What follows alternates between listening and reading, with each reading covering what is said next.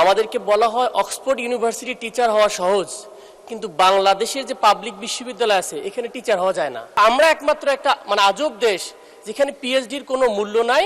আমাদের বিশ্ববিদ্যালয়গুলোতে গবেষণা একটু কম হচ্ছে এবং পিএইচডি শিক্ষক নিয়োগের ক্ষেত্রে যে দুর্বলতা, এটা অত্যন্ত লক্ষণীয় দুর্বলতা রয়েছে। প্রশ্নটা টারশিয়ারি লেভেলের ইউনিভার্সিটির শিক্ষক রিক্রুটমেন্ট নিয়ে, এই জন্য জাস্ট একটু স্ট্যাটিস্টিক্সটা দিতে হবে।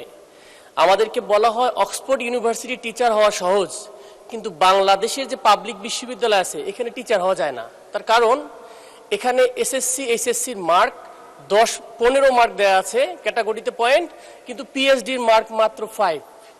কিন্তু শুধু বাংলাদেশ ছাড়া সাউথ ইস্ট এশিয়ার ম্যাক্সিমাম কান্ট্রিতে বিশ্ববিদ্যালয় শিক্ষক নিয়োগের ক্ষেত্রে পিএইচডি আবশ্যক, কিন্তু আমরা একমাত্র একটা আজব দেশ যেখানে পিএইচডির কোনো মূল্য নাই, যে কারণে আমাদের উচ্চ শিক্ষার ক্ষেত্রে গবেষণা কিছু পাই না।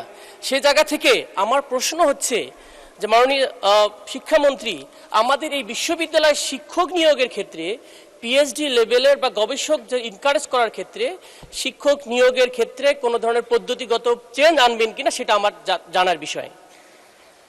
ধন্যবাদ মাননীয় সদস্য। মাননীয় শিক্ষামন্ত্রী। মাননীয় স্পিকার, আপনাকে অশেষ ধন্যবাদ। মাননীয় সংসদ সদস্যকে অশেষ ধন্যবাদ। পিএইচডি হলো গবেষণা।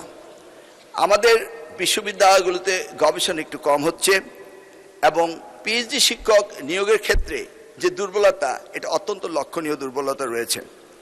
আমরা ইতিমধ্যে বগুড়া বিশ্ববিদ্যালয়ে একটি বিল সংসদে আসবে, সেখানে আমরা শিক্ষক নিয়োগের পদ্ধতিগুলো নিরূপণ করে কিভাবে আগামী দিনে শিক্ষক নিয়োগ করা যায় সেই বিষয়ে আমরা এই ল হেডিংয়ে আমাদের রয়েছে।